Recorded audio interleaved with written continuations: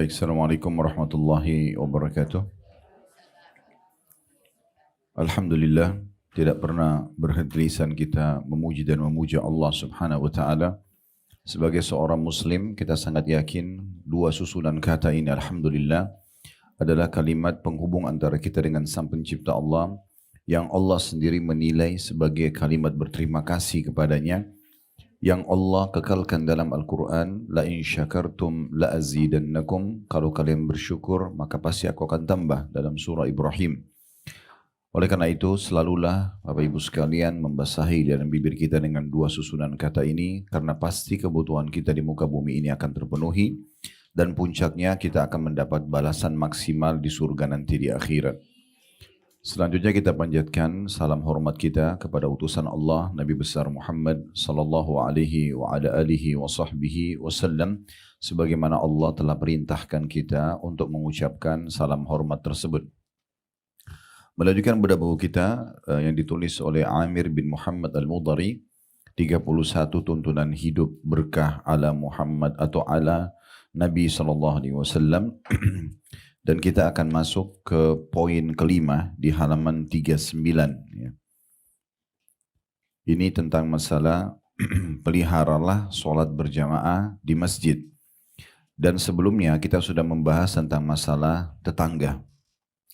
Baik, saya akan bacakan dulu apa yang ditulis penulis, kena satu lembar saja, dan kita akan panjang lebar nanti insya Allah untuk menjelaskan dan membahas masalah ini. Dan di situ ada ada poin ke-6 di halaman 40 dan poin ke-7 juga di halaman 40 sampai 41. Ketiganya akan kita bacakan karena ini berhubungan dengan masalah bahasannya sama, masalah sholat berjamaah. Saya bacakan dulu Bapak Ibu sekalian di poin kelima, dari 31 tuntunan hidup berkah dan juga panjang umur ala Nabi SAW. Di poin kelima, peliharalah sholat berjamaah di masjid. Yang dimaksud di sini pelihara berarti harus selalu tepat waktu, dijaga. Dan kalau Bapak Ibu ingin membahas masalah sholat, yang paling baik diperhatikan 3 hal. Tepat waktunya, tepat gerakannya, dan tepat bacaannya. Nah itu kalau bersatu semuanya, maka dikenal dengan khusyuk atau konsentrasi, maksimal pahalanya. Jadi kayak tadi misalnya pas azan duhur, Bapak Ibu stop semua aktivitasnya, lalu mulailah mengerjakan sholat. Mendahulukan sholat dari semua aktivitas yang lain, apapun itu. Terutama sholat wajib. Bahkan kalau ketemu antara sholat wajib atau hak wajibnya Allah dengan hak wajibnya makhluk, tetap kita dahulukan hak wajibnya Allah. Ya. Jadi kayak misalnya Bapak Ibu lagi sholat wajib 5 waktu, maka di saat itu walaupun ibu kita atau ayah kita memanggil, tetap saja kita tidak jawab. Ya, karena haknya Allah wajib ketemu dengan hak wajibnya makhluk. Tetapi kalau ketemu antara hak sunnahnya Allah, yang Allah perintahkan kita sholat sunnah misalnya, bertemu dengan hak wajibnya makhluk yang Allah wajib kita patuh kepadanya, misalnya kedua orang tua kita, ibu misalnya pada suami. Misal kita lagi sholat sunnah, kemudian dipanggil oleh ibu atau ayah kita. Maka di saat itu kita batalkan sholatnya. Atau ibu lagi sholat sunnah dipanggil oleh suami. Dan dia tidak tahu kita lagi sholat. Dia panggil. Maka tidak boleh kita bertahan dengan sholat sunnah itu, dibatalkan untuk menjawab kewajiban menjawab panggilan dia. Tapi kalau ketemu antara sholat wajib dengan panggilan wajib, ini tetap kita dahulukan sholat wajib karena itu hak Allah subhanahu wa ta'ala. Jadi tepat waktu yang paling baik. Beda pahalanya ibu dan bapak sekalian, kalau anda sholat imam Allahu Akbar, dan kita juga Allahu Akbar, dengan orang yang datang pas waladhdallin. Karena orang yang datang waladhdallin sudah kehilangan takbiratul ihram pertama imam, yang sudah mulai malaikat catat pahalanya, dan juga kehilangan doa iftitah. Beda pahalanya antara orang yang full dapat 4 rakaat duhur dengan orang masbuk 1 rakaat misalnya. Beda pahalanya dengan orang yang masbuk 2 rakaat, yang 3 rakaat, yang dapat cuma tahiyat. Nah begitu juga beda pahalanya orang yang tidak ikut sholat di awal waktu. Misalnya Bapak Ibu tunda-tunda, udahlah duhur nanti aja, misalnya, atau asar nanti aja. Misal tadinya duhur anggaplah jam 12, 11.40, sekian 49 sekarang. Jadi kita misalnya sholat atau tidak sholat, kita tunda nanti aja jam 1, jam 2. Berdosakah? Enggak. Ya. Dalam pendapat Imam Syafi'i, ya, itu dianggap sunnah muakkadah. Ya, atau tepatnya sebenarnya sih, kalau seorang muslim atau muslimah punya udzur, dia boleh saja ya tertunda sholatnya. Tapi kalau tidak punya udzur, tidak disarankan. Nanti akan kita panjang lebar bahas tentang hadis masalah itu ya. Tapi yang jelas akan beda pahala antara orang sholat di awal waktu dengan orang yang telat. Nah itu penting. Kemudian yang kedua, gerakannya benar. Ya, harus sesuai dengan panduan Nabi SAW. Jadi jangan malu, walaupun mungkin kita sudah sepuh, tetapi tidak ada masalah kita kembali mengoreksi tentang gerakan-gerakan sholat. Saya banyak membuka kelas pelatihan sholat, dan banyak sekali bapak-bapak dan ibu-ibu yang sudah maaf berumur, tapi ternyata setelah kita contohkan, itu banyak yang keliru. Sudah sekian tahun ya. Dari cara ruku, misalnya Nabi SAW itu kalau ruku, punggung beliau rata sampai kalau ditaruh bejana air, itu tidak tumpah ya. Ternyata banyak sekali orang yang ruku terlalu turun ke bawah atau terlalu naik ke atas. Ini insya Allah di YouTube juga sudah kita praktekin tata caranya. Begitu juga yang ketiga adalah tepat bacaannya, ya, dengan sangat tenang. Ya. Gerakan dan bacaan ini itu bersatu di satu syarat mutlak, yaitu tumak nina, tenang sekali. Ya. Ibu dan bapak Allahu Akbar takbir, tenang, tegakkan semua ruas tulang-tulang kita, punggung belakang, kemudian matanya menghadap ke kiblat, ke tempat sujud. Dibuka, kemudian baru takbir, Allahu Akbar, dengan merapatkan semua jari-jari telapak tangan kita. Lalu dipertemukan antara punggung tangan kanan bagian luar, bagian dalam dengan punggung tangan kiri bagian luar. Jadi dipertemukan seperti ini, atau dipertemukan pergelangan kanan sama pergelangan kiri. Jadi seperti ini. Ya, jadi ditegakkan tubuhnya, kemudian sampai terasa tulang belakang semuanya tegak. Kita berdiri, kemudian mata kita terbuka, jangan ditutup matanya ya. Ya, karena sunnah Nabi SAW itu buka mata. Ada sebuah riwayat itu, Allah akan terus memandang wajah seorang hamba yang sholat selama matanya ke tempat sujudnya. Matanya ke tempat sujud, jadi dibuka sama dia. Karena kalau ibu sholat tutup mata, di ruangan yang gelap, dingin, terus tambah lagi tidak ada suaranya, ya, dia pasti tidur, ya. Jadi itu obat tidur yang paling cepat. Jadi sholat sir pun, sholat yang ngecilin suara, bukan hilangin suara ya, duhur dan asar.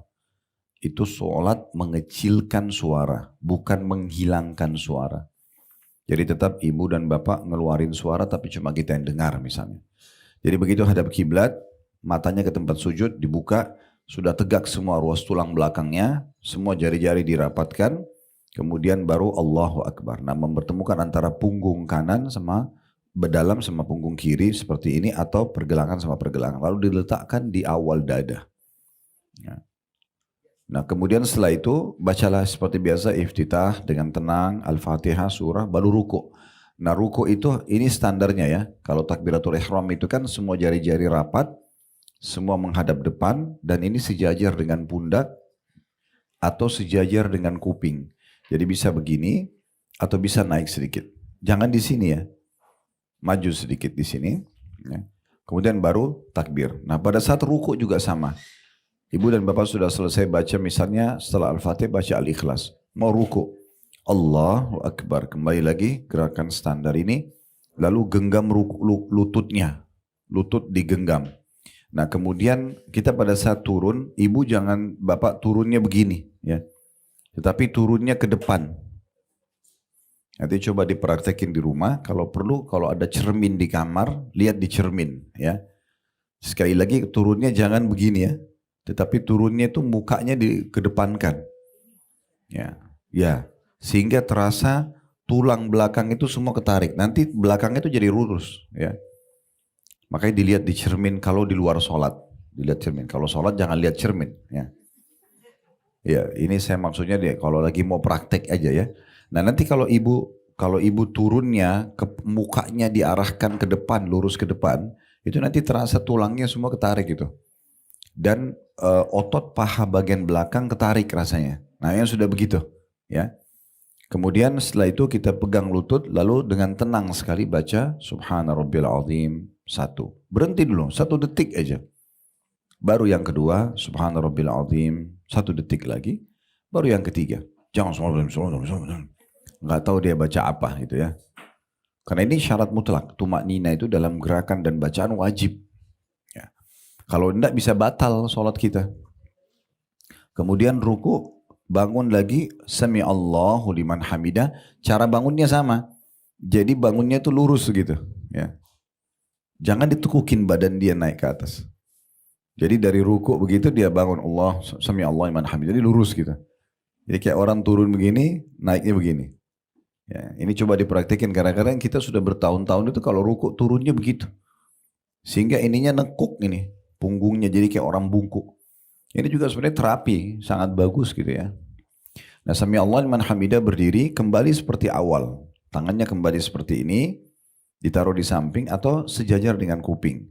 Mata tetap ke tempat sujud. Setelah tangannya taruh di samping, baru ibu bilang, sami Allahu liman hamidah. Rabbana walakal hamd. Ya.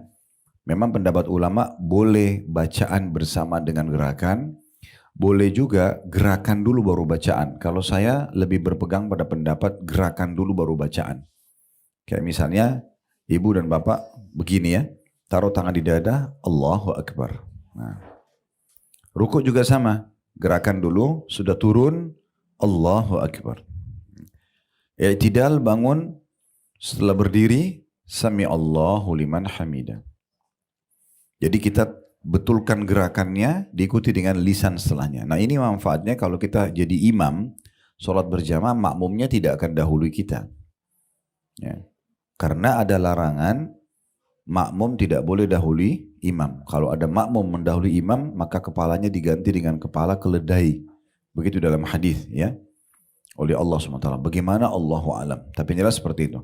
Sama setelah selesai anggota tubuhnya, i'tidal tadi sami Allah liman hamidah, mata tetap tempat sujud, ditaruh di samping, baru bilang, ya, sami Allah liman hamidah, Rabbana walakal hamd, pelan-pelan. Mil as-samawat, wa mil al-ardi, wa mil ma syi'ta min syai'in ba'd. Atau yang ibu sudah baca atau hafal apa, di antaranya hamdan katsiran tayyiban mubarakan fi. Kemudian kita baru sujud. Sujud itu boleh lutut dulu, boleh telapak tangan dulu. Yang mana yang mudah ya. Tetapi yang kita dilarang tidak boleh turun seperti unta yang mau turun. Jadi nggak ada salahnya nanti buka di YouTube cara unta duduk ya. Karena emang Nabi larang kita duduk seperti unta. Unta itu bagaimana Bu? Kalau dia turun, itu bagian depannya turun duluan dan bokongnya di atas sekali. Ya. Ya, jadi cara turunnya lutut aja dulu. Turun lututnya, kemudian baru ditaruh telapak tangannya ke depan. Dan ini cara yang paling mudah gitu ya. Cara paling mudah.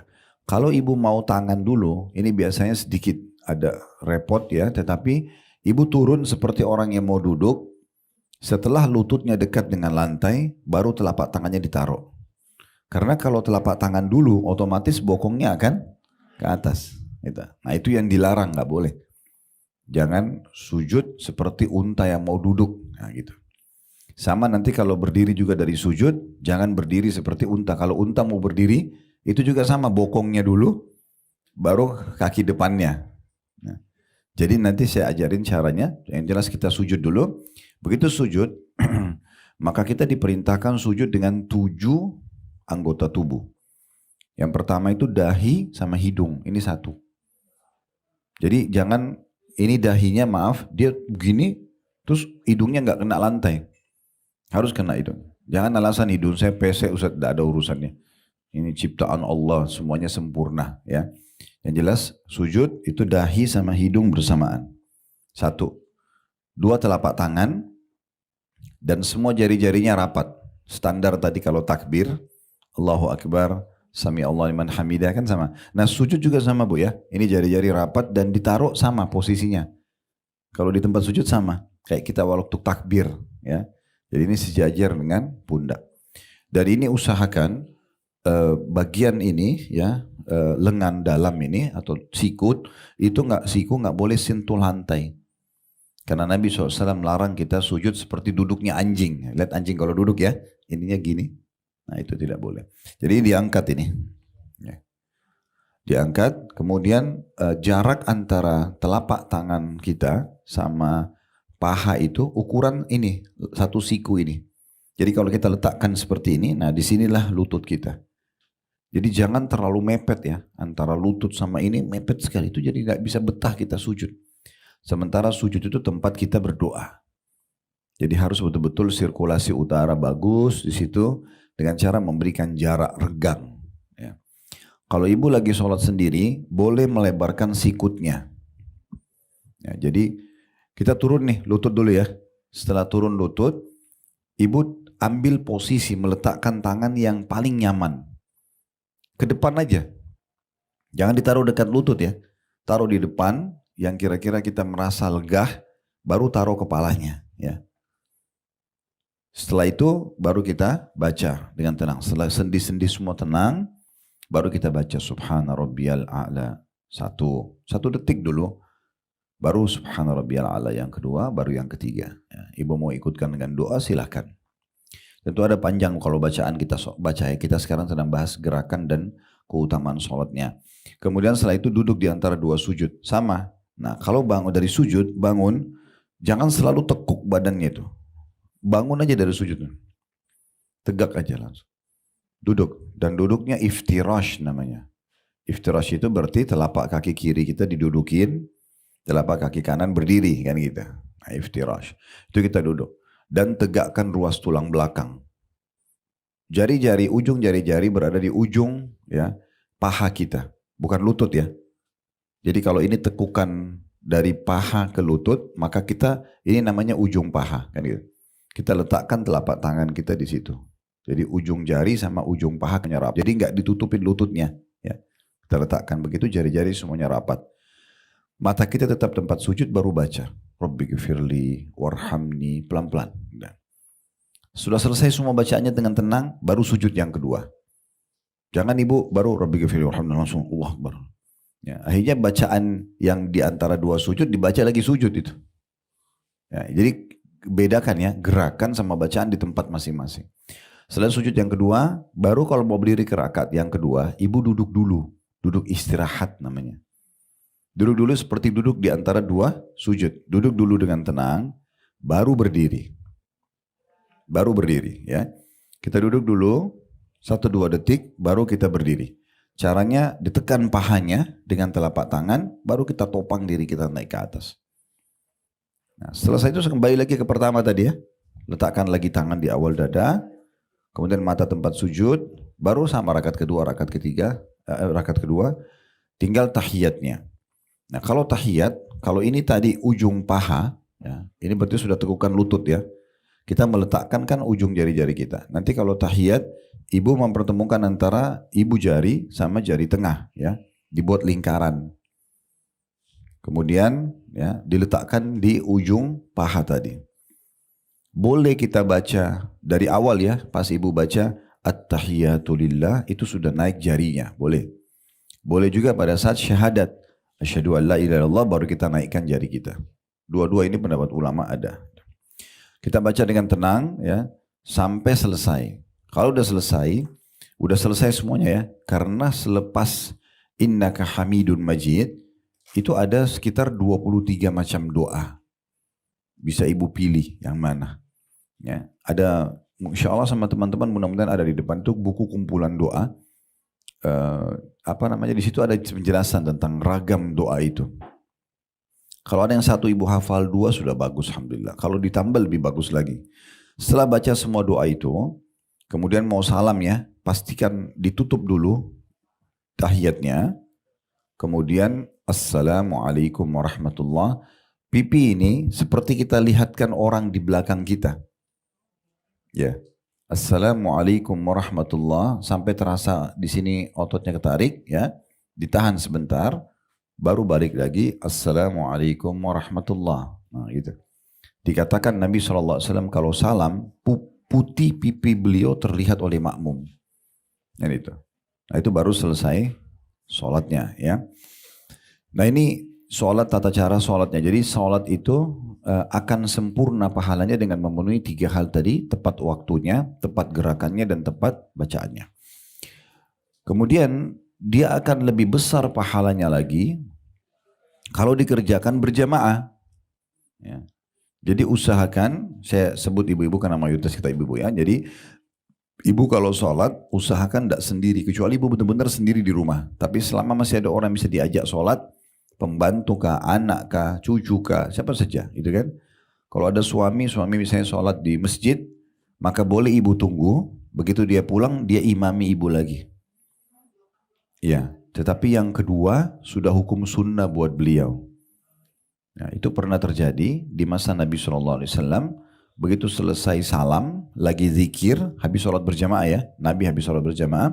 Rupanya ada satu sahabat yang telat, baru datang. Dia baru datang, dia sendirian. Begitu dia mau takbir, Nabi tahan dulu, sebentar. Lalu Nabi tanya makmum yang sudah selesai sholat nih, siapa yang mau bersedekah buat saudaranya ini? Maksudnya temani dia sholat lagi. Daripada dia sholat sendiri, berjamaah. Nanti kita sebutkan hadisnya, karena sholat berjamaah sama sholat sendiri perbedaannya 27. Kan gitu. Maka Abu Bakar radhiyallahu anhu mengatakan, saya ya Rasulullah. Maka Abu Bakar sholat lagi sama orang itu, tapi sekarang Abu Bakar sudah hukumnya sunnah, bukan wajib lagi. Pernah juga terjadi dalam riwayat Bukhari yang lain, Mu'adz bin Jabal radhiyallahu anhu, sahabat Nabi yang lain, beliau sholat 5 waktu bersama Nabi di masjid, jadi makmum. Begitu pulang, dari selesai sholat berjamaah sama masjid, dia pulang ke kaumnya, dia imami lagi masjid. Karena dia imam masjid. Maka dia sholat sama Nabi dulu berjamaah, dia pulang, dia imami kaumnya. Nah berarti usahakan sholat berjamaah, karena sayang kalau sholat sendiri. Ya. Ini kita masih di judul ya. Nanti kita masuk. Kemudian itu tentang sholat berjamaah. Kalau ibu betul-betul tidak dapat teman ya sudah. Tapi kalau ada, diajak aja. Ya, walaupun anak kecil, nggak apa-apa. Iya, satu ya. Sholat berjamaah itu 2 orang saja. Satu imam, satu makmum. Itu minimalnya. Kemudian di situ disebutkan di masjid. Nah, kalau di masjid ini dibedain hukumnya antara laki-laki sama perempuan. Kalau laki-laki hukumnya, jumhur ulama, mayoritas ulama, Imam Ahmad, Imam Malik, Imam Abu Hanifah mengatakan wajib. Wajib ya. Jadi mereka menganggap itu dalil-dalil tentang sholat berjamaah di masjid itu karena diikuti dengan ancaman bagi laki-laki, maka hukumnya wajib. Imam Syafi'i rahimahullah mengatakan sunnah muakkadah, sunnah yang sangat ditekankan. Itu. Itu kalau laki-laki. Tapi kalau perempuan lebih afdal sholat di rumah. Lebih afdal. Tetapi tidak ada salahnya ibu sesekali ke masjid kalau masjid itu dekat. Ya. Atau ibu lagi dalam perjalanan. Daripada sholat sendiri, ibu mampir aja di masjid mana, sholat berjamaah. Supaya mendapatkan jamaahnya. Ya. Sholat berjamaah. Ini sekaligus cuma sebagai masukan saja. Terlalu banyak muslimah, mereka punya pembantu rumah tangga di rumah, mungkin diberikan hadiah sejadah sama mukena aja nggak pernah. Gitu. Apalagi mau diajak sholat berjamaah. Berikan mukena, berikan sejadah, layakkan tempat tidur yang dia pakai di situ. Biasakan juga mereka mendengarkan atau baca Al-Quran, mendengarkan ceramah, itu penting. Sehingga mungkin setahun, 2 tahun, 3 tahun kerja sama ibu, dia berhenti mungkin satu waktu, minimal ibu dapat bonus sholat dia. Atau mukena yang dia pakai lagi, atau sejadahnya. Itu kan sayang sekali kalau terlewatkan begitu saja. Kita cuma tahu pakai tenaga orang, tapi kita nggak maksimalin raih pahala dari dia, itu sayang. Nah itu bisa diajak sholat berjamaah. Dan termasuk sunnah Nabi SAW adalah memberikan yang terbaik juga buat mereka. Ya, memberikan makanan apa yang kita makan, minuman yang kita minum. Ya, sekaligus menutup pintu-pintu curian itu. Karena kalau ibu beli makanan, beli minuman, kemudian ibu nggak berbagi dengan dia, ya itulah sebabnya sering mencuri makanan mungkin ya. Atau terjadi ambil makanan, dia pengen tapi nggak dikasih. Makanya sunnah Nabi SAW itu berbagi. Bahkan kalau perlu kita kalau beli buah-buahan sebelum kita sama keluarga makan itu sudah disisipkan buat pembantunya gitu kan ya. Seperti itu pakaian juga diberikan yang layak, apalagi kalau yang busana muslim itu sangat baik ya gitu. Nah ini sebenarnya sholat berjamaahnya. Nah sekarang penulis di sini lebih fokus kepada masalah peliharalah sholat berjamaah di masjid. Beliau mengatakan yaitu dengan melaksanakan sholat berjamaah bersama imam di masjid berdasarkan sabda Nabi SAW, sholatul jama'ati afdal min sholatil fardi bisab'in wa isyrina derajah. Sholat berjamaah lebih utama daripada sholat sendirian dengan selisih 27 derajat. Ada footnote di situ nomor 14, HR di bawah ya, maksudnya hadis riwayat Al-Bukhari dan Muslim. Dikatakan di situ seandainya ada dua orang yang wafat dalam usia yang sama, misalnya, ya, dan salah satunya membiasakan diri mengerjakan sholat fardu sendirian di rumah sepanjang hidupnya, sedangkan yang lainnya senantiasa melaksanakan sholat berjamaah di masjid, niscaya pahala yang dikumpulkan oleh orang yang kedua lebih banyak daripada pahala yang diperoleh oleh orang yang pertama dengan selisih 27 kali lipat. Seakan-akan dia hidup 27 kali lipat dibandingkan orang yang melaksanakan sholat 5 waktu di rumahnya. Tapi tadi sudah kita jelaskan ya, ini bagi laki-laki pendapat ulama lebih wajib ya. Jumhur ulama Imam Syafi'i mengatakan sunnah. Tapi kalau ibu-ibu lebih afdal di rumah, nanti akan kita jelaskan beberapa dalil berhubungan dengan masalah itu ya. Saya bacakan dulu sampai di poin nomor 7 ya. Karena poin nomor 7 ini sampai poin nomor 7 ini semua berhubungan dengan sholat. Sebenarnya juga poin-poin setelahnya sama ya. Kemudian yang keenam di halaman 40, bersucilah di rumah Anda dan pergilah untuk melaksanakan sholat. Kalau ibu mau keluar rumah, usahakan selalu dalam keadaan berwudu sehingga selalu siap untuk sholat. Jangan setiap tiba waktu sholat wudu lagi gitu kan. Kecuali darurat batal misalnya. Ya. Saya mungkin tidak tahan Ustaz, ya, sering batal wudu. Ini sebenarnya sugesti. Ya, orang kalau terbiasa memang selalu mengatakan diri saya tidak tahan kencing, tidak tahan keluar angin, maka akan selalu begitu. Saya coba praktekin apa yang saya sampaikan ini kepada semua jemaah Uhud Tour kalau berangkat bersama kami. Karena kami kalau tawaf, sa'i kan itu bisa 3 jam, 4 jam baru selesai ya. Maka saya bilang sama jemaah, Bapak Ibu sekalian, tolong sekarang kita masuk ke hotel di Mekah. Kami kasih kesempatan semua urusan kamar mandi diselesaikan dulu. Ya, maaf, buang air besar, buang air kecil, segala macam. Mau bersih-bersih, mau segar kembali, mandi. Yang penting kalau lagi ihram jangan pakai wangi-wangian, jangan pakai sampo sama sabun lagi. Setelah itu turun dan niatkan dalam hati supaya Allah mudahkan tidak batal wudu. Supaya nanti jangan berpisah dengan grup kita, gitu kan? Karena kalau batal wudu harus keluar. Apalagi kalau butuh WC ya, kalau hanya sekedar wudhu sih bisa pakai air zam-zam situ. Biasa saya juga pandukan cara wudhu dengan air zam-zam dengan segelas saja cukup ya.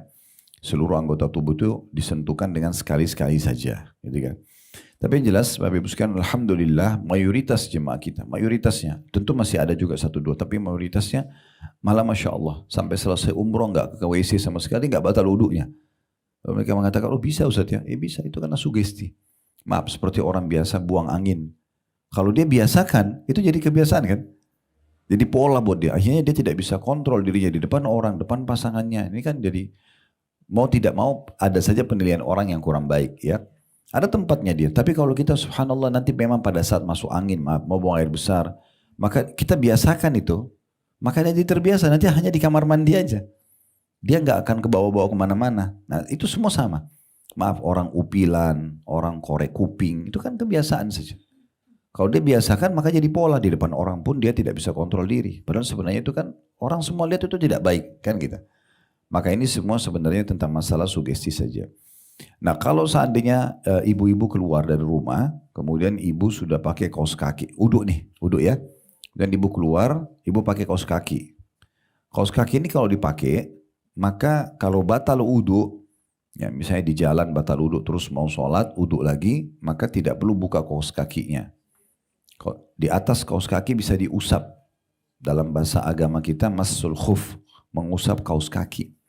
Jadi nanti semua anggota tubuh tetap wudhu, telapak tangan, kumur-kumur, wajah, rambut, segala macam, ya, tangan sampai siku, tapi kaki itu cukup diambil sedikit air, diusap bagian atas kaos kakinya. Ya, sedikit saja airnya, kanan 1 kali dan kiri 1 kali. Ini bagi orang yang mukim, orang yang tinggal di kota sehari semalam. Selama ibu nggak junub, nggak harus mandi wajib, maka boleh mengusap setiap batal. Kalau orang mukim sehari semalam, kalau musafir 3 hari 3 malam.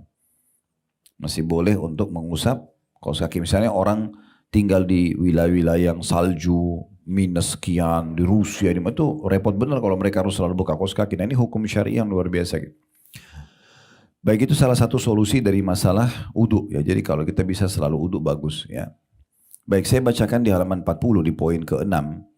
Anda dapat menambah kebajikan Anda dengan keluar dari rumah dalam keadaan suci untuk melaksanakan sholat fardu di masjid. Berdasarkan sabda Nabi SAW, "Man kharaja min baitihi mutatahhiran ila salatin maktubatin fa ajru ka ajril hajjil muhrim." Barang siapa keluar dari rumahnya dalam keadaan bersuci untuk melaksanakan sholat fardu, maka pahalanya sebagaimana pahala orang yang berhaji lagi ihram. Ya.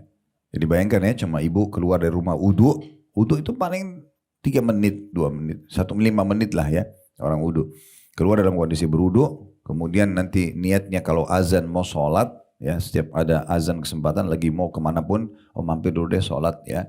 Di masjid misalnya, maka dapat pahala haji. Ya. Pahala haji itu luar biasa, biayanya berapa haji itu, waktu yang harus disiapkan. Energi bisa kita dapatkan hanya dengan selalu dalam keadaan suci. Ya.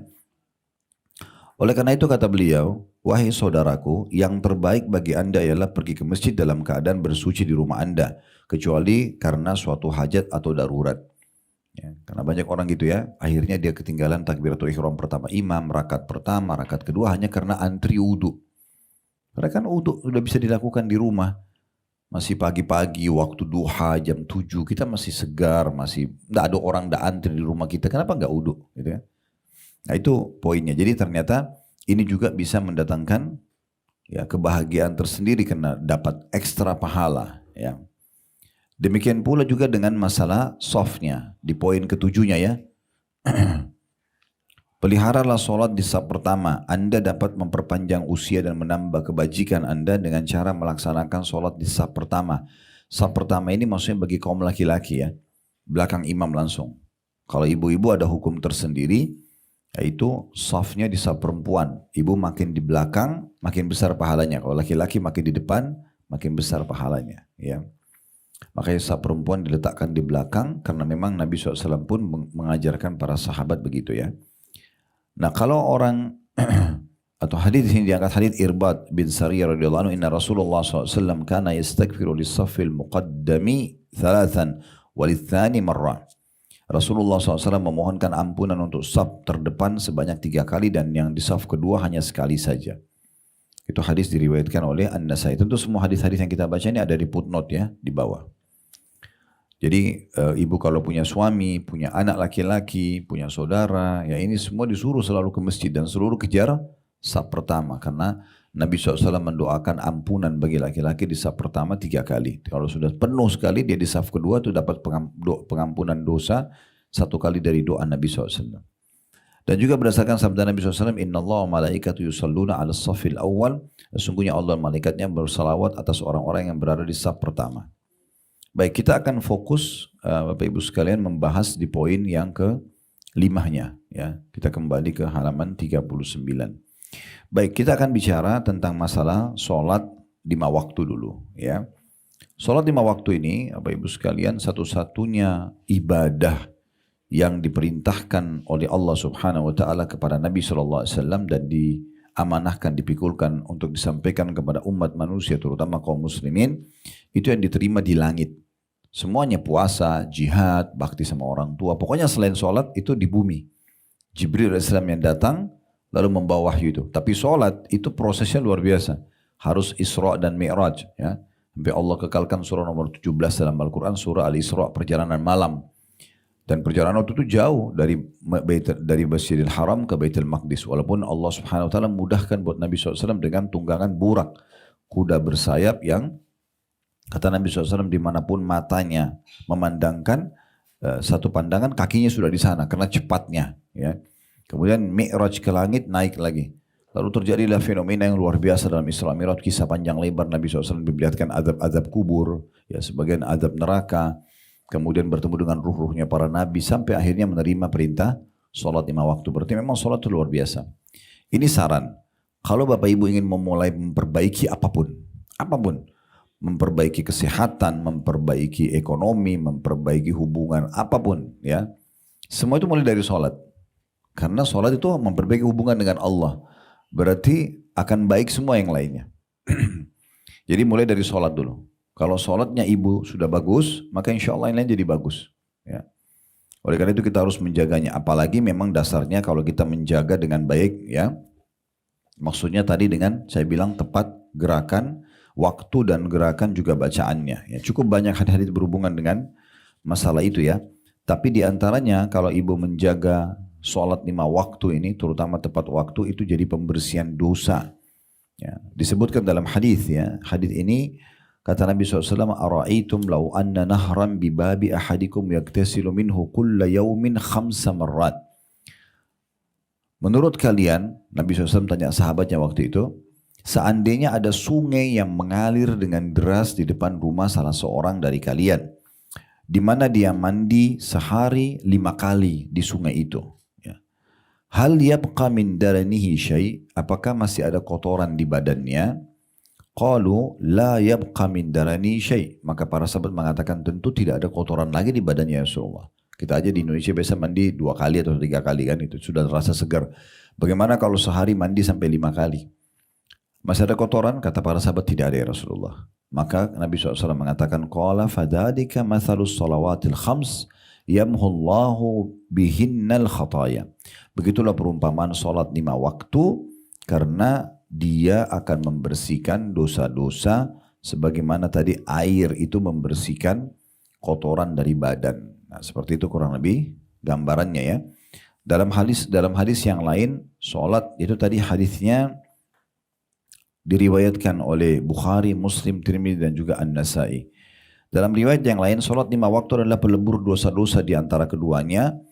Nah, kemudian Nabi SAW mengatakan, bagaimana menurut kalian jika ada orang yang bekerja dan antara rumah dan tempat kerjanya ada 5 sungai. Antara rumah sama tempat kerjanya ada 5 sungai. Ya. Apabila dia mendatangi tempat kerjanya, dia bekerja keras sesuai dengan kehendak Allah, lalu badannya terkena kotoran atau keringat. Lalu setiap kali dia melewati sungai, dia mandi. Ini rumahnya, ini sungainya. Dia pergi kerja nih, dia kerja keras di sini, sampai dia keringatan. Sebelum pulang ke rumah, dia mampir sungai pertama mandi. Terus dia mampir lagi sungai kedua mandi. Mampir lagi sungai ketiga mandi. Terus 5 sungai baru sampai di rumahnya, gitu kan? Lalu kata Nabi SAW, lalu badannya terkena kotoran atau keringat, lalu setiap kali dia melewati sungai, dia mandi. Apakah hal itu masih menyisakan kotoran di tubuhnya? Tanda tanya. Begitulah sholat. Setiap kali dia melakukan kesalahan, lalu dia berdoa dan memohon ampun, maka kesalahan yang telah dilakukannya diampuni. Hadis ini diriwayatkan oleh Al-Bazzar. Ya. Jadi saya biasanya kalau ada orang yang syahadat datang ke kantor kami, maka setelah dia syahadat saya pandukan untuk mengenal 5 rukun Islam dan ke-6 rukun iman ya. Pada saya jelaskan sholat, saya mengatakan soalnya ada sebagian orang tidak mau masuk Islam karena dia anggap Islam sholatnya terlalu banyak. Ya. 1 hari 5 kali sholat. Maka saya jelaskan kalau sholat itu tidak mengambil waktu yang lama. Satu sholat hanya maksimal 10 menit. Ya. Itu juga 10 menit sudah lama itu. Mungkin sudah baca surah-surah yang lumayan panjang itu kan. Apalagi kita di Indonesia Masya Allah jagoan kalau cepat sholat. Gitu. Ya. Jadi sholat anggap 10 menit aja, santai, tenang gitu ya. Subuh 10 menit, duhur. Kita tidak bicara sholat sunnah, kita bicara sholat wajib dulu ya. 10 menit berarti kalau kali 5 waktu sholat berarti 50 menit. Kita masih punya 23 jam plus 10 menit untuk aktivitas yang lain. Ya kan gitu. Jadi tidak ambil waktu lama. Dan luar biasa yang dalam hadis tadi yang baru saya bacakan. Jadi sholat itu seperti orang sedang absen kepada Allah. Kan enak sekali kalau kita kerja di satu perusahaan, lalu owner perusahaan setiap saat mengatakan pada kita, silakan datang ke kantor ruangan saya, sehari saya kasih kamu kesempatan 5 kali datang, mau apa saja sampaikan. Mau minta apa saya kasih, kamu mau mohon maaf dengan kesalahanmu saya maafkan, sehari 5 kali. Bagaimana bangganya pegawai itu? Maka sholat itu seperti itu. Ya, jadi jangan malas-malas sholat itu. Karena dia seperti orang sedang absen dan pada saat itu bisa kita mohon ampun, kita bisa minta hajat kita, gitu kan. Apalagi antara azan dan iqamah waktu mustajab doa. Diterima itu. Bayangkan kalau Istana Merdeka dibuka untuk seluruh warga Jakarta, jangan usah Indonesia gitu kan. Dibuka jam 12 sampai jam 12 lewat 5 menit, 5 menit saja. Siapa saja yang punya keperluan silakan datang, akan dikasih oleh presiden misal. Saya yakin akan penuh istana itu. Kita bukan datang ke raja manusia, ke raja alam semesta, Allah. Allah kasih. Muadzin kita dengarin mikrofonnya, hayya 'alas shalah, hayya 'alal falah, ayo salat, ayo menuju pada kemenangan. Selesai dia la ilaha illallah, di saat itu mulai ibu sampaikan hajat. Alhamdulillah wassalatu wassalamu ala Rasulillah, puji Allah dulu, baca salawat kepada Nabi SAW, kemudian baru sampaikan hajatnya. Sampaikan apa dalam bahasa Indonesia, dalam bahasa daerah nggak masalah. 3 menit, 5 menit, 10 menit antara azan kamu maksimal itu waktu mustajab doa. Apa saja bisa disampaikan selama ibu tidak minta sesuatu yang bertolak belakang dengan peraturan Allah, ya. Peraturan Allah misalnya ibu nggak suka malam, ibu bilang ya Allah hilangkan malam, kan nggak mungkin. Ya. Atau ibu nggak suka laki-laki, ibu bilang ya Allah hilangkan laki-laki, nggak mungkin. Itu sistem Allah itu harus ada kan. Tapi kalau tidak bentrok dengan sistem itu nggak ada masalah. Maka boleh kita minta, ya. Dalam riwayat yang lain diriwayatkan oleh At-Tabarani yang artinya kata Nabi SAW, sesungguhnya Allah mempunyai malaikat yang berseru setiap kali sholat dikumandangkan. Dia mengatakan, wahai anak cucu Adam, bangkitlah kalian kepada api yang telah kalian nyalakan lalu padamkan ia. Maksudnya kalian sekarang ini banyak buat dosa, ya, lihat haram, dengar haram, apalah mungkin tutur kata yang haram, maka bersihkan dengan azan, segera sholat itu. Ya, jadi kalian sudah nyalakan api buat diri kalian, nanti dibakar di neraka, tapi bisa selamat dengan sholat itu. Jadi memang ini sholat luar biasa, bisa membersihkan dosa-dosa yang luar biasa. Kalau kita mau baca hadisnya banyak sekali, ya. Mungkin ada bisa kita katakan sih ratusan, ya, bahkan mungkin lebih daripada itu tentang keutamaan sholat itu sendiri. Baik, tentang masalah ibu-ibu tadi yang saya bilang, hadis-hadis yang saya coba bacakan beberapa. Kalau ibu lebih afdal sholat di rumah, ya, walaupun di masjid boleh, karena kata Nabi SAW, la tamna'u ima Allahi masajidullah. Jangan kalian menahan hamba-hamba Allah wanita untuk menuju ke rumah Allah. Ya, apalagi kalau misalnya suami lagi nggak di rumah, anak-anak semua sudah besar, ibu lagi waktu lowong, musola atau masjid sebelah rumah, tinggal jalan aja, sesekali hadir, gitu kan? Apalagi disiapin tempat. Tapi kalau ibu mau pilih sholat di rumah juga nggak masalah, ya. Di antara riwayatnya, riwayat yang sanadnya sahih dari Ummu Humaid, istri Abu Humaid As-Sa'idi. Annaha ja'at ila Nabi SAW faqala, bahwasanya dia datang kepada Nabi SAW dan berkata, ya Rasulullah, inni uhibbu salata ma'ak. Wahai Rasulullah, saya pengen sekali sholat berjamaah selalu sama anda di masjid. Perempuan ini bilang, ya, saya ingin pokoknya 5 waktu sholat saya selalu mau sama anda di masjid. Qala qad alimtu annaki tuhibbina salata ma'i. Saya tahu, kata Nabi SAW, kau suka sekali dan kamu tulus ingin sholat bersamaku.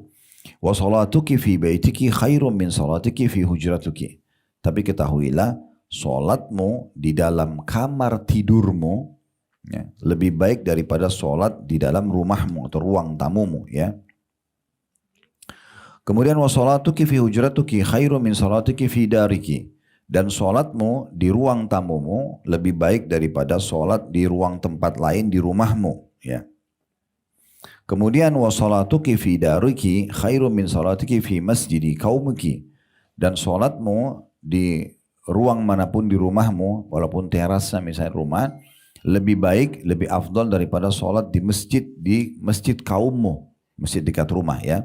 Wa sholatuki fi masjidi qaumiki khairum min sholatiki fi masjidi. Dan sholat kamu di masjid kaummu, karena orang wanita ini kebetulan di Madinah waktu itu, ya, itu masih lebih baik untuk kau wanita dibandingkan kau ke masjidku ini. Pada Masjid Nabawi 1000 pahalanya, gitu kan.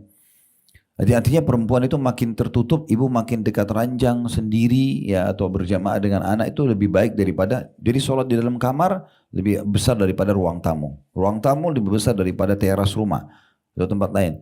Di luar, di teras rumah atau sekeliling rumah lebih baik daripada masjid dekat rumah, ya, seperti itu. Kemudian dikatakan qala fa'amarat, ya, kemudian Ummu Humaid pun memerintahkan fabuniya laha masjidun fi aqsa syai'in min baitiha wa adlamuhu. Maka Ummu Humaid menyuruh agar ada satu sudut terdalam di rumahnya itu untuk dibuatkan musola kecil, dan beliau sholat di situ, wa kanat tusalli fi hatta lakiyatillaha azza wajal, sampai dia bertemu dengan Allah, maksudnya wafat, sampai dia wafat. Tinggal masalah pendapat ulama, apakah perempuan yang tidak tinggal di Madinah, kayak ibu lagi umroh, lagi haji, ya, mana lebih baik, sholat di kamar hotel atau sholat di masjid, ya, gitu. Nah gitu kan, karena kan tadi perempuan ini kan Nabi bilang, kan dia bilang saya mau sholat sama anda di masjid anda ya Rasulullah, kan Masjid Nabawi berarti kan. Nah, cuman karena dia penduduk Madinah, maka Nabi bilang lebih baik kamu di rumah. Tapi Nabi tidak larang untuk datang ke masjid. Karena di masjid Nabi itu juga banyak perempuan yang sholat. Ya, banyak perempuan yang sholat. Nah, apalagi kalau dasarnya bukan penduduk Madinah. Ibu jarang datang. Ada orang cuma sekali seumur hidup mungkin. Setelah itu dia nggak datang lagi. Mungkin ada orang cuma 5 tahun sekali misalnya. Ya, ada orang setahun sekali. Maka saran kami tetap dia menghabiskan waktunya di Masjid Nabawi gitu kan. Ya, sama di Masjid Haram Mekah. Ya. Maka ini termasuk hubungannya dengan masalah bahasan wanita tadi ya. Karena Nabi SAW bersabda dalam hadis riwayat Abu Daud dengan sanad sahih, la tamna'u nisa'akumun masajid wa buyutuhunna khairun lahun. Jangan kalian melarang para wanita untuk datang ke masjid walaupun rumah mereka lebih baik bagi mereka. Ya. Ini sebenarnya banyak hikmahnya, di antaranya mungkin ibu karena apalagi kalau masih punya anak kecil, suami mungkin ada di rumah ya, dia harus masak, dia harus membersihkan rumah, apalah ya. Maka kalau dia keluar, terus dia kembali lagi kan waktunya lama. Nah, tapi di waktu-waktu lowong, tidak masalah tentunya kita menghabiskan waktu gitu ya. Atau memakai untuk itu. Kemudian teman-teman sekalian juga ada poin penting berhubungan dengan masalah yang mau ditambahkan. Kalau ibu dan ibu-ibu terutama punya tadi saya bilang suami, ada anak laki-laki, ada cucu, ada saudara gitu kan. Selalu motivasi ke masjid. Dan itu sebutkan banyak keutamaan-keutamanya. Nah di antaranya tadi hadis yang sudah kita sebutkan ya, yang disebutkan penulis, sholat berjamaah lebih baik daripada sholat sendiri sebanyak 27 derajat.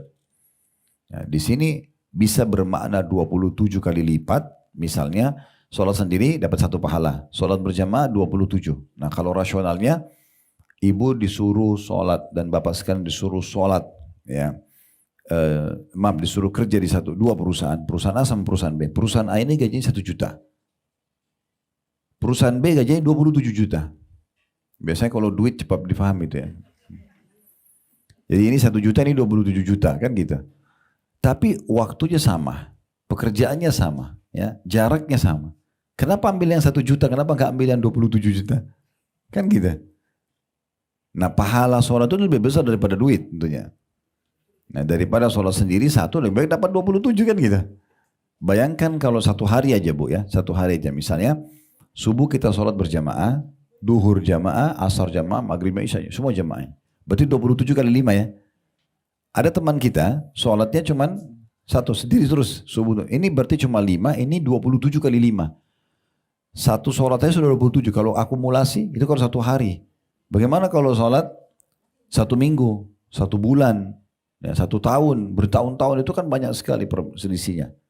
Jadi jangan lihat 1 kalinya ya. 1 kali sudah banyak sebenarnya. Ya, 27 kali lipat itu bukan. Kalau misalnya sholat berjamaah itu 2 kali lipat aja. Sholat sendiri 1, berjamaah itu sudah cukup. 1 hari misalnya ini dapat 5 sholat karena dia sholat sendiri. Ini dapat 10 kan gitu. Bagaimana kalau 27 kali lipat? Itu besar sekali, ratusan pahalanya. 27 kali 5 itu kan ratusan ya. Orang 20 kali 5 aja sudah 100, ini kan 27 gitu kan. Itu sudah banyak sekali. Nah kemudian juga ada hadis yang mungkin ibu bisa ketahui walaupun tidak hafal bahasa Arabnya, tapi pahami maknanya, bisa dibahasakan ke suami, ke anak, ke tadi ya. Kata Nabi SAW, salatul rajuli fi jama'atin tudha'afu ala salati fi baiti wa fi suqi 25 darajah. Sesungguhnya salat seseorang laki-laki berjamaah itu di masjid, maka akan dilipat gandakan dibandingkan sholat dia di rumahnya ataupun di pasar. Kayak pasar itu kayak kiosnya dia ya. Dia lagi jaga toko, dia sholat itu dia nggak ke masjid. Itu perbedaannya 25 kali lipat. Kalau tadi kan 27 kali lipat, jadi dua-duanya ada 2 riwayat ini. Wadzalika annahu idza tawadda fa ahsana al-wudu. Sebabnya dia dapat berlipat-lipat itu karena kalau dia wudu dan dia perindah dan perbagus wudunya, thumma kharaja ilal masjid la yukhriju illa shalah. Kemudian dia keluar mau sholat yang dia tidak keluar kecuali memang untuk sholat. Ya. Lam yakhtu khatwatan illa rufi'at lahu biha darajah. Tidak ada 1 langkah kaki pun yang dia langkahkan ke masjid kecuali pasti akan diangkat untuknya 1 derajat. Wa hutta anhu biha khati'ah, dan dihapus darinya 1 dosa. Fa idza shalla lam tazalil malaikatu tusalli alaih, dan kalau dia habis selesai sholat berjamaah di masjid, maka malaikat terus mendoakan dia. Madama fi musallahu, ya, selama dia masih di tempat sholatnya. Allahumma salli alaihi, Allahumma arhamhu. Ya, sambil malaikat mengatakan, ya Allah bersalawatlah kepadanya, maksudnya tambahkan dia karunia, berikan dia rahmat, ya, berikan dia rezeki, berikan pengampunan. Wala yazalu fi salatin man tadara as-salah. Dan kalau dia nunggu, misalnya seorang laki-laki pergi ke masjid nih, dia maghrib isya, daripada pulang ke rumah waktunya mepet, udah tunggu sampai isya deh. Nunggu itu, walaupun dia duduk di situ, tetap dianggap dia seperti orang yang sedang kerjakan sholat. Walaupun dia sedang ngobrol sama temannya, tapi nunggu di masjid, nunggu isya aja deh, nanggung mau pulang. Nah itu dianggap dia sedang menunggu sholat. Ya. Dalam riwayat yang lain, Allahumma gfir lahu, Allahumma tub alaihi. Ya Allah maafkan dia, ya Allah terima taubatnya. Malam yu'dhi fi, selama dia tidak mengganggu. Wa malam yuhdith fi, selama dia tidak berhadas. Maaf, batalin wudu. Selama dia enggak batalin wudu, maka berarti malaikat terus mendoakan. Nah salah satu poin penting Bu ya, ibu kalau habis sholat begitu salam, jangan buru-buru berdiri. Zikirnya di situ aja. Ya, pernah lihat gak orang habis salam, dia pindah ke sana, zikir, dia pindah ke sana. Ini kalau dia pindah, bisa memberhentiin doa malaikat. Jadi kita habis salam di situ aja duduk. Karena Nabi bilang, selama dia masih di musolahnya, ya, selama di tempat sholatnya, jadi tidak usah pindah-pindah. Ya, dalam riwayat lain, terus malaikat doakan selama dia tidak ngobrol sama orang di sebelahnya. Ajak ngobrol nih, selama dia tidak batalin wudunya, maaf keluarin angin misalnya. Dan selama dia tidak berdiri dari musolah tempatnya. Itu jadi kita itu di tempat sholat itu luar biasa. Jadi saksi hari kiamat Bu ya. Pernah Muadz bin Jabal radhiyallahu anhu sholat, sujud, dan berdebu kebetulan. Lalu habis itu dihapus sama Muadz bin Jabal. Kata Nabi SAW, jangan kau hapus, itu bekas rahmat Allah itu. Tempat-tempat itu jadi saksi juga hari kiamat. Sama juga poin yang saya mau tambahkan, ibu kalau lagi mampir di sebuah tempat, itu enaknya kalau kita punya uduk ya. Bisa ibu berkunjung ke rumah teman, ke rumah kerabat, lagi safar ke satu kota, satu negeri, usahakan sholat, walaupun cuma 2 rakaat. Bukan sholat wajib ini saya bicara ya. Bukan sholat wajib. Jadi niat untuk sholat wudhu kah, sholat taubat kah, atau sholat tatawu. Pernah dengar sholat tatawu? Sholat tambahan Bu. Kayak misalnya gini, ibu lagi duduk nih, habis sholat duha, tidak ada kegiatan di rumah, aktivitas sudah selesai misalnya. Sambil nunggu duhur, ibu udah punya wudhu. Ibu bilang, sudah saya mau dekatin diri kepada Allah, sholat sunnah. Allahu Akbar. Niatnya hanya pendekatan diri pada Allah. Namanya sholat tatawu, boleh.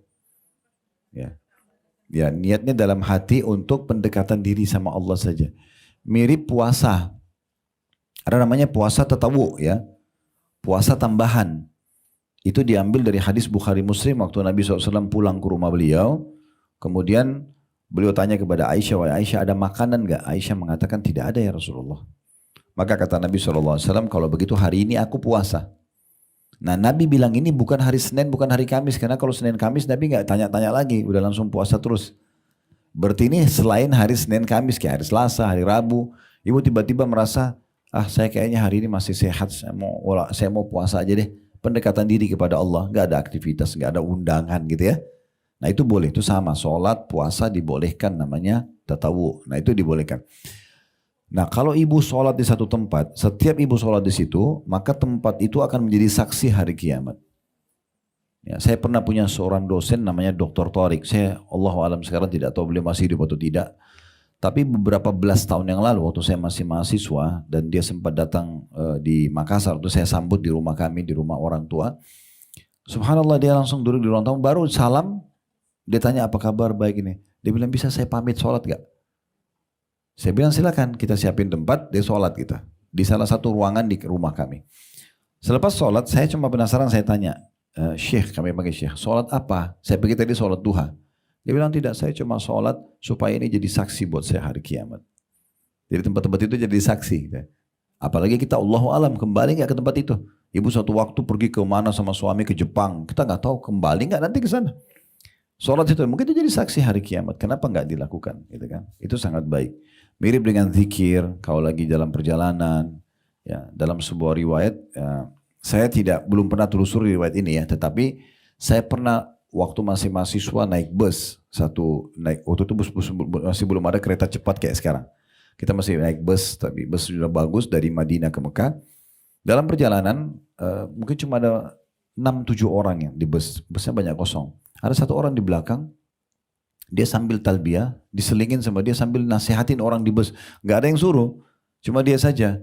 Wahai saudara-saudaraku, berzikirlah, banyak berdoalah, kita lagi musafir, ini hadisnya. Dia ngomong aja.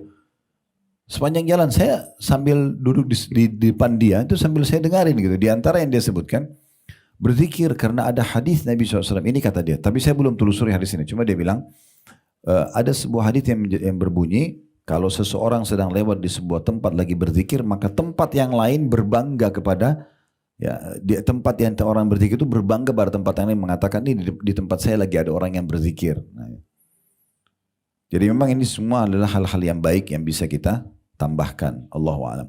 Nanti ke depannya insya Allah kita masih akan tambahkan, Bapak-Ibu sekalian, bahasan saya akan lebih titik beratkan nanti ke depannya di poin yang ke-6 ya, tentang masalah di situ ada bersuci yang kita akan bahas panjang lebar, juga wudu nanti keutamaannya, tata caranya ya.